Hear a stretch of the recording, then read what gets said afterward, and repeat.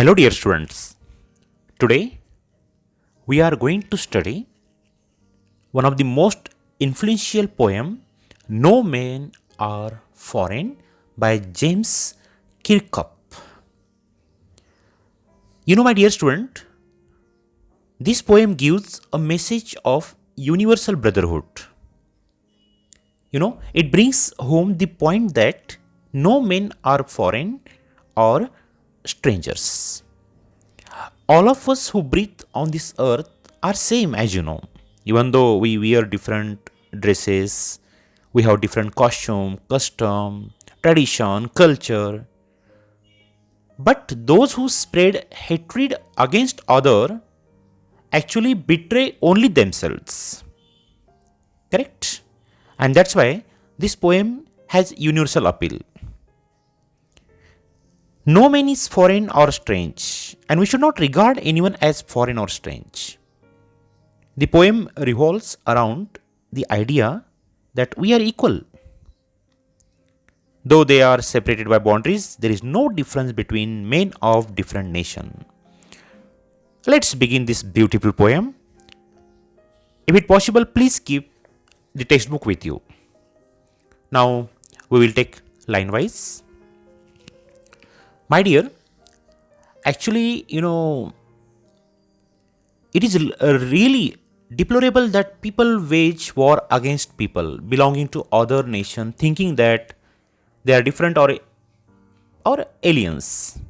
Actually, reality is that no people are foreign, and of course, no country is strange. This great concept is depicted in this poem. Correct? So let's start. And let's continue. Remember, no men are strange, and of course, no country is foreign. Simple line that I just now mentioned. Remember, here the poet appeals everyone. Please don't consider anyone strange or no country is foreign to you. After all, we belong to Earth. Earth is the sole nation. We are children of same God, only forms are different. Beneath all uniform, a single body breathes. Yes, beneath all uniform, a single body breathes. He wants to say that we might be separated by man-made boundaries, different nationalities, color, religion, language, tradition, but we must rise above all prejudice and realize that we are all children of the same God. Single body. Like ours, the land our brothers walk upon is earth like this in which we all shall lie. He wants to say that we live on the same land. And it is on the same land that we are going to die or perish or take the last breath when time comes. Yes, I repeat the line. Remember, no men are strange, no country is foreign. Beneath all uniform or costume, a single body breathes. There is single body. Like ours, the land our brothers walk upon, as we move. Yes, everyone has red blood. Everyone breathe, everyone has food, all are equal, only color and some features are different. Earth like this, yes. On this earth we are same. Only some features are different. Outward feature that is also, in which we all shall lie. Lie means live here. They too aware of sun, air and water. The men of other countries depend on the same resources as we do. They too enjoy sun, air, water, which is the basic need, are fed by peaceful harvest. Everyone has harvest. God provides everyone harvest. By war's long winter star, whenever there is war, everyone suffers. There is a long suffering. Just tell me, my dear friends, there were many wars in the history. Did anyone get great benefit? No. The doer and sufferer, both are the sufferers. The winner and losers, both were the sufferers. Because war is unnatural. Their hands are ours. They are our brothers. And in their lines, we read a labor not different from our own. I will explain better. All hatred, enmity, distinctions are man-made. Clear? Many of other countries breathe in the same air, same water we drink. When nature has made no difference, why have we foolishly divided ourselves over petty issues? Take example of war. War affects everybody in the same way, correct? All countries face destruction, suffer long, cold winter of sorrow that follow war. We all starve, starve without food. Similarly, the poet wants to say that all men hope and pray for peace and harmony. Yes, I repeat the line, you will come to know.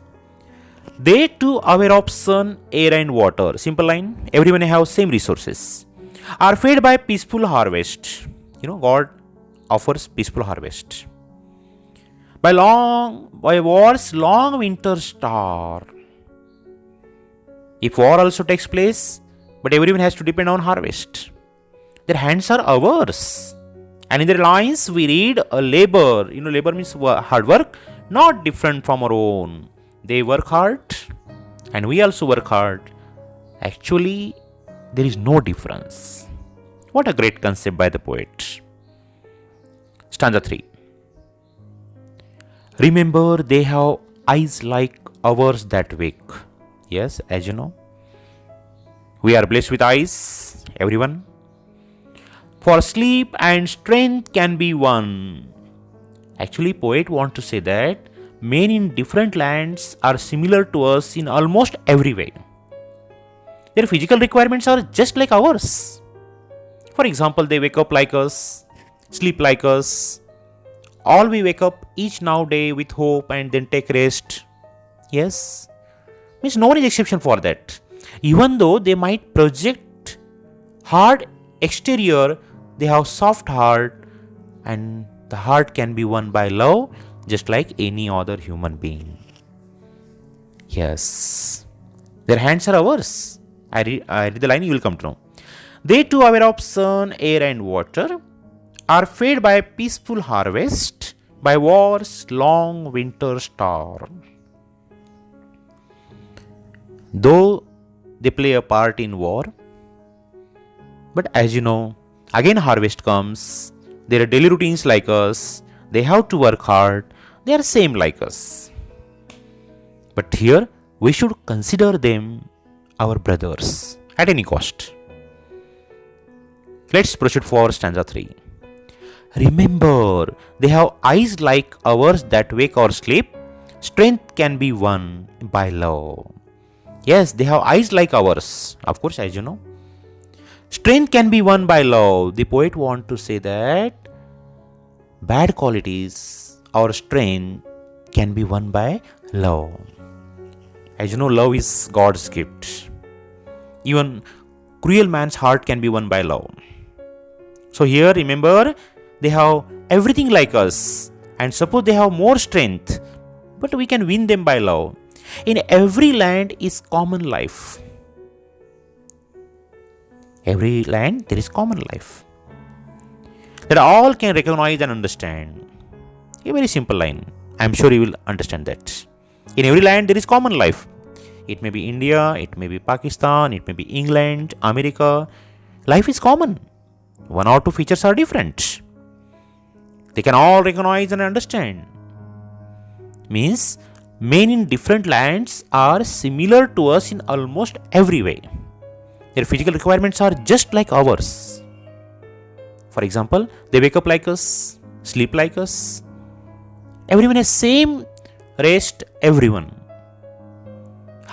Suppose They have certain bad features, but they can be won by love. Correct? A simple line. Stanza 4. Let's remember, whenever we are told to hate our brothers, it is ourselves. What a great concept, my dear student. So whenever we are told to hate our brothers, actually we don't hate others. Hating other is hating to ourselves. It's a really one of the greatest universal concept. Let's remember, whenever we are told to hate our brothers, we don't hate them. Indirectly, we hate ourselves. That we shall dispossess, betray, condemn. Let me read, I will explain. When we are told to dispose them, deprive them, deprive means keep away from us. Whenever we are told to betray them, betray means cheat them, deceive them. Whenever we are told to condemn them, condemn means hate them. Remember, we who take arm against each other. When we hate other, when we deceive other, when we deprive other, indirectly we do all these bad things to ourselves, not to others. There are evil people in this world who will try to misguide us for their selfish motives and make us shed the blood of our brother. But my dear student, we must remember, in hating our brother, we are in fact hate ourselves. When we cheat them, when we exploit them, when we betray them, hello, indirectly we are doing these things to us. Have you ever found any person troubling other get peace? No, not at all. Those who choose to raise weapons and shed the blood of brother, they remember all these things. If we trouble other, indirectly we invite trouble. Correct? Really, one of the finest poem dedicated to brotherhood. Last stanza. It is human earth that we defile when we hate other, when we trouble other, when we deceive other, when we cheat other. Indirectly we spoil this earth. We make this earth dirty. Our hails of fire and dust outrage the innocence. Actually here, hails of fire means destruction caused by war. When we destroy something by war and violate the innocent people, trouble the innocent people, believe me, it is troubling ourselves. In a very bad act of our war, we pollute and violate the earth that was meant for brother to live in harmony and togetherness. Just imagine, a certain country attacks another country. He may win something, any property or something, but he spoils the real property of this earth. The destruction caused by weapon pollute the air, meant to give life to be alike. The fire we burn and the chemical we use to pollute the purity of the air, indirectly we are spoiling beautiful life of this earth. Here the poet strongly condemn the evils of war. I repeat the line, my dear. It is the human earth that we defile. When we spoil something, we indirectly make dirty human earth. Our hails of fire and dust outrage the innocence. When we attack another country,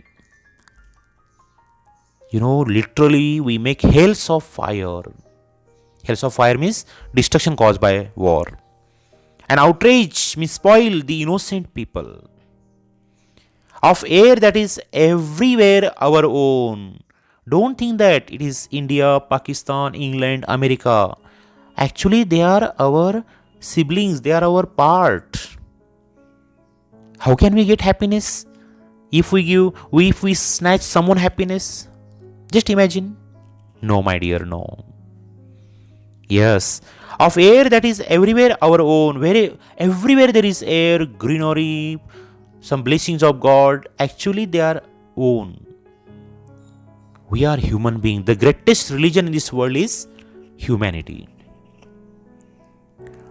The fire we burn and the chemical we use, they spoils some part of other country, but indirectly it is our loss, our earth loss. Remember, no men are foreign and no countries are strange. The poem begins with the same line and ends with the same line. Yes, my dear. Last line says that such a time we must remember that people we kill are our own brothers. And the land we destroy is our land, our home, God's home. How can we spoil God's home? No, it is not expected. Yes, my dear. So, the theme of the poem is very clear. This poem is composed in the late 1940s when there was colonial era was withering and the entire colonial world was revolting against their oppressors. The poet stresses the futility of distinction based on caste, color, creed and nationality.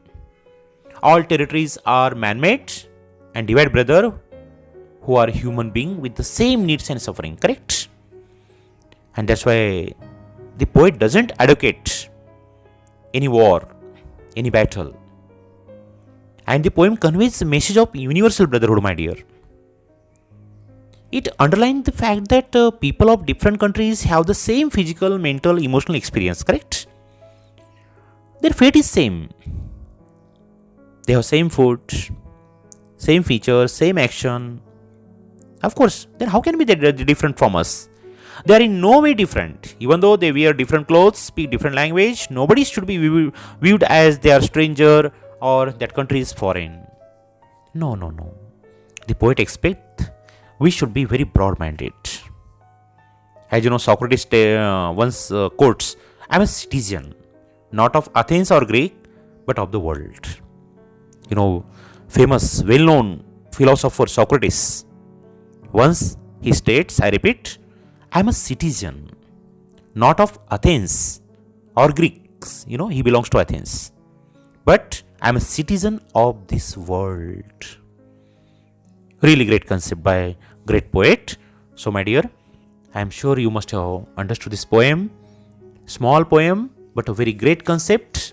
And surely, it's our divine duty to consider all people as our brothers, because many wars took place, many battles took place, but as we mentioned earlier, the output was literally zero. Take example of First World War.